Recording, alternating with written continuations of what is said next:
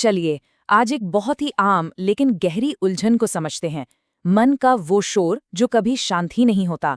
आज हम जानेंगे कि कैसे इस बेचैन मन को शांत करके अंदर की स्पष्टता को ढूंढा जा सकता है। अच्छा, एक सवाल से शुरू करते हैं।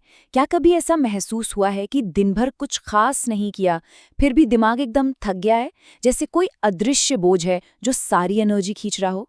ये एहसास हम सब ने कभी ना कभी महसूस किया ही है, और पता है, इसके पीछे एक बहुत दिलचस्प वजह है।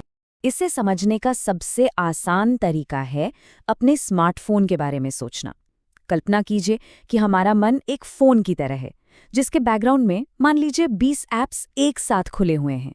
स्क्रीन पर तो भले ही कुछ न दिखे, लेकिन ये ऐप्स लगातार हमारी बैटरी यानी हमारी मानसिक ऊर्जा को खत्म कर रहे हैं।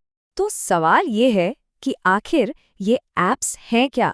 कौन से प्रोग्राम्स हैं जो हमारे दिमाग में बिना रुके चलते रहते हैं और हमें इस तरह थका देते हैं? चलिए अब जरा गहराई में उतरकर इन मानसिक शोर के स्रोतों को समझते हैं। तो हमारे स्रोत बताते हैं कि 3 मुख्य प्रभाव हैं जो इन ऐप्स की तरह काम करते हैं।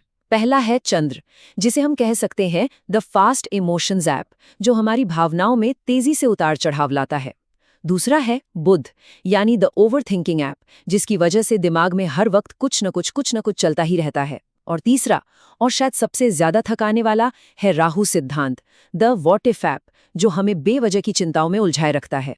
और देखिए, इस स्लाइड पर लिखी बात कितनी सटीक है। यही तो है राहु सिद्धांत के काम करने का तरीका।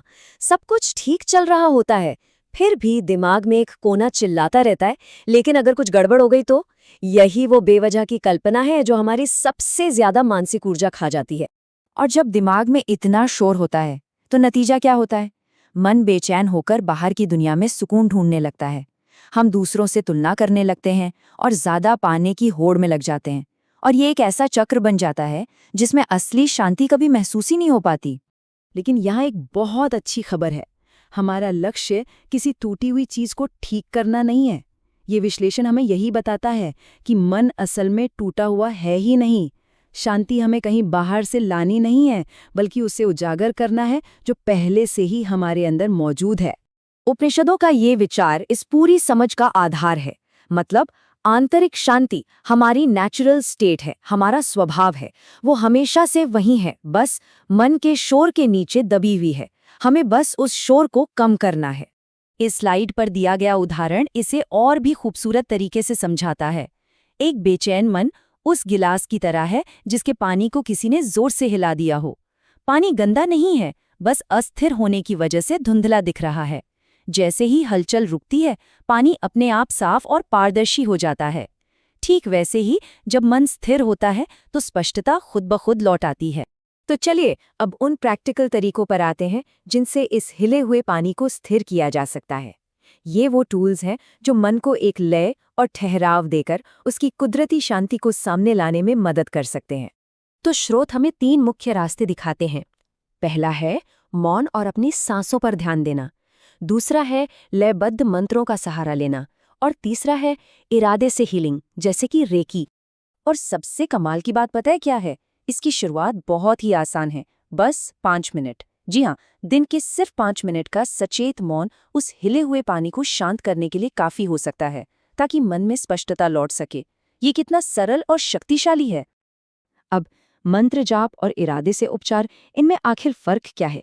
देखिए, मंत्र जाप एक लयबद्ध ध्वनि का इस्तेमाल करके भागते हुए मन को मानो बैठा देता है। ये शरीर, मन और विचारों में एक सिंक बना देता है। वहीं रेकी जैसी तकनीक में एक इरादा सेट किया जाता है कि कुदरती ऊर्जा हमारे विचारों की गति को धीमा कर दे और हमें क्या होगा अगर की दुनिया से निकालकर क्या है यानी वर्तमान में ले आए। तो एक साधारण सा मंत्र जैसे ओम शांति काम कैसे करता है? ये बहुत दिलचस्प है। ये 3 लेवल पर असर डालता है। शारीरिक स्तर पर इसकी वाइब्रेशन शरीर को शांत करती है।